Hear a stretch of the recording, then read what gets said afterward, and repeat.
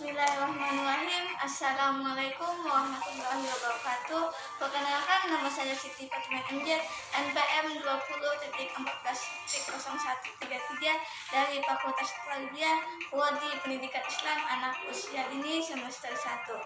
Dosen pengampu Ibu Husnul Khatimah MPD. Dalam kesempatan kali ini saya akan menyampaikan 4 materi keterampilan berbahasa. Yang pertama, kesantunan berbahasa. Yang kedua, keterampilan berbicara. Yang ketiga, keterampilan membaca. Dan yang keempat, keterampilan menyimak.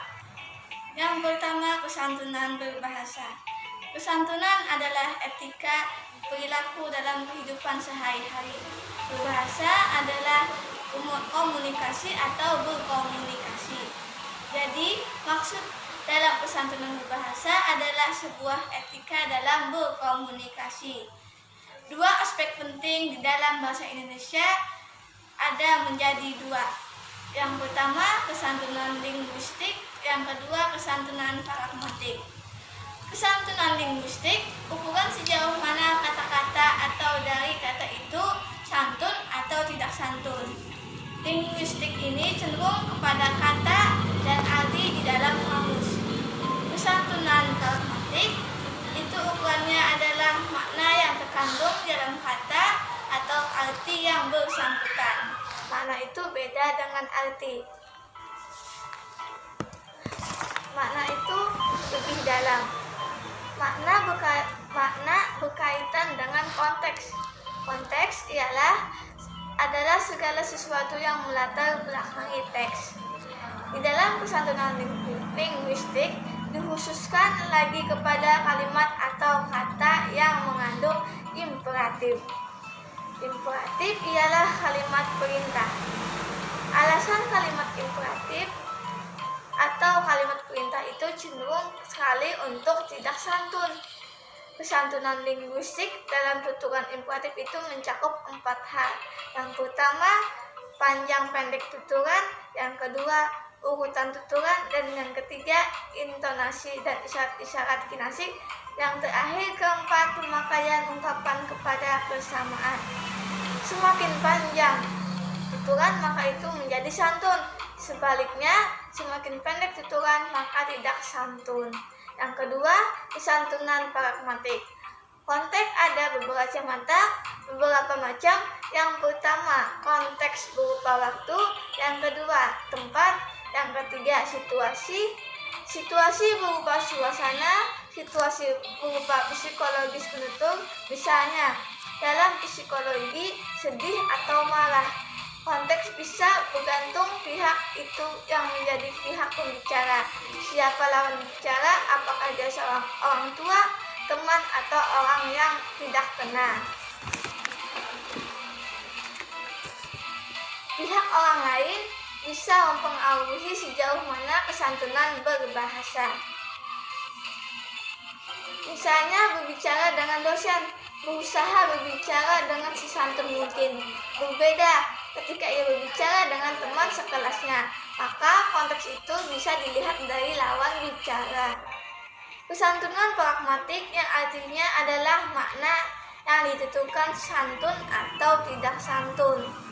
Dalam tuturan imperatif ini, sebuah kalimat tidak akan diwujudkan dalam kalimat imperatif, tetapi dalam kalimat non-imperatif. Tujuan karismatur memerintah tetapi tidak dibahasakan dengan kalimat perintah. Dalam kalimat pernyataan atau pertanyaan. Dalam bahasa Indonesia, kalimat deklaratif atau interrogatif. Dalam imperatif yaitu memerintah tetapi dituturkan dalam kalimat yang lain. Bisa dalam kalimat deklaratif atau dalam kalimat interrogatif. Artinya, ia memerintah secara tidak langsung. Prinsip kesantunan, maksud kesantunan ada beberapa hal. Yang pertama, maksim kearifan. Yang kedua, maksim kerendahan hati. Yang ketiga, maksim kesepakatan. Yang keempat, maksim pujian, dan lain sebagainya. Intinya, dalam bertutur atau dalam berbahasa sedapat mungkin buatlah keuntungan orang lain sebanyak mungkin, dan buatlah pengujian diri sendiri sebanyak mungkin. Faktor-faktor yang menyebabkan bahasa tidak santun: yang pertama, kritik secara langsung dengan kata kasar; yang kedua, dorongan emosi penutur; yang ketiga, korektif terhadap pendapat; yang keempat, menuduh orang lain dan memojokkan lawan bicara. Yang kedua, keterampilan berbicara. Keterampilan berbicara itu bicara, dan terampil itu beda. Bisa itu biasa saja. Apakah semua orang terampil berbicara? Jawabannya belum tentu, karena keterampilan memerlukan keterampilan khusus. Untuk menjadi terampil dalam bicara tidak boleh hanya asal bicara saja, melainkan harus berbicara berkualitas. Beberapa hal yang harus diperhatikan: yang pertama, munculkan daya tarik dalam diri Anda, atau secara bahasa aslinya adalah introverti. Nah, temukan daya tarik itu pada diri Anda. Kedua, berfokus pada pendengar. Pendengar ini ada beberapa macam tipe. Yang pertama, visual. Jadi, dia ini hanya berfokus pada yang terlihat, misalnya penampilan. Yang kedua, logika. Dia ini bisa koreksi apa yang kita sampaikan. Yang ketiga, perasaan. Dan yang keempat, imajinatif.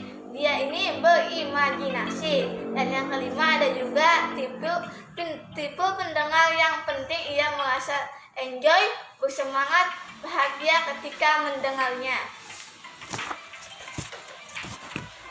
Ketiga, menguasai proses.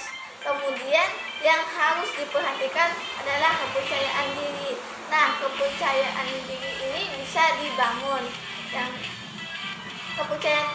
Kepercayaan diri ini bisa dibangun. Yang pertama, persiapan. Yang kedua, berpikir positif. Jangan merasa rendah diri. Jangan langsung mengatakan, aku tidak bisa, aku tidak mampu. Jangan, ya, coba dulu. Yang ketiga, performance. Tunjukkan bahwa kalian itu hebat. Misalnya, kalau ingin terlihat menjadi orang yang lucu, maka bicaralah yang humornya. Kemudian, jadi orang yang unik. Biasanya orang yang unik ini mudah untuk diingat orang lain. Untuk meningkatkan kualitas materi ini, tentu saja memerlukan keahlian khusus. Ada kala materi itu menarik, namun disampaikan dengan cara yang menarik. Nah, jadi poin yang ketiga, ketika berbicara itu tidak hanya mulut yang berbicara, tapi lakukanlah gerak-gerakan tubuh, misalnya gerakan tangan, dan juga lakukanlah kontak mata pada si pendengar. Dan yang ketiga, keterampilan membaca. Apa itu keterampilan membaca? Keterampilan membaca itu sesuatu yang berbeda dari bisa membaca. Bisa dan terampil itu beda, ada perbedaannya. Perbedaannya bisa itu mudah dilakukan. Nah, kalau terampil itu belum tentu. Teknik terampil membaca, misalnya keterampilan membaca berita dan keterampilan membaca puisi. Keterampilan membaca kritis. Membaca kritis adalah merupakan kegiatan membaca yang bertujuan untuk memahami bacaan secara mendetail, kemudian dapat menganalisis dan mengkritisi hasil bacaan. Perbedaannya dengan membaca biasa, kalau membaca biasa adalah kegiatan yang bertujuan untuk membuat kesimpulan atau rangkuman dari isi bacaan. Jadi, membaca kritis itu bukan hanya sekedar membaca saja, namun perlu keahlian khusus dalam membaca. Teknik membaca yaitu SQ3N. S artinya survei, Q artinya question, yang ketiga 3E, 1E read, yang kedua riset, dan yang ketiga review. Langkah-langkah yang dilakukan SQ3R: yang pertama, survei. Survei dilakukan untuk mengetahui isi atau gambaran secara umum bacaan yang akan kita baca atau buku yang akan kita baca. Membaca judul buku. Judul merupakan tema atau ide. Membaca pendahuluan dan keseluruhan buku. Kalau kepanjangan membaca, maka baca paragraf satunya saja. Membaca heading yang dicetak tebal, sub-sub judul dalam bacaan. Untuk mengetahui gambaran secara umum, baca saja kalimat pertama di bawah heading serta heading, dan baca juga judul setiap peta. gambar itu menarik informasi penting. Baca pertanyaan di akhir bab atau di akhir buku. Yang kedua, tulisan. Tulisan artinya pada saat kita membaca itu, lakukanlah sejumlah pertanyaan. Langkah mudah ketika menemukan hiding-hiding bercetak tebal, buatlah pertanyaan dari situ. Yang ketiga, yaitu kegiatan membaca. Membaca langsung pertanyaan yang sudah dilakukan, mencari jawaban yang tadi ia tanyakan. Yang keempat, riset.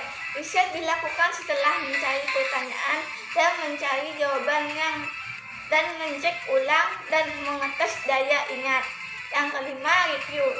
Kegiatan mengembalikan bacaan yang dari awal sampai akhir dan mencari analis dan kritis. Langkah-langkah selanjutnya, menganalisis isi bacaan yang telah dibaca. Diharapkan tidak mudah percaya terhadap apa yang dituliskan oleh si penulis.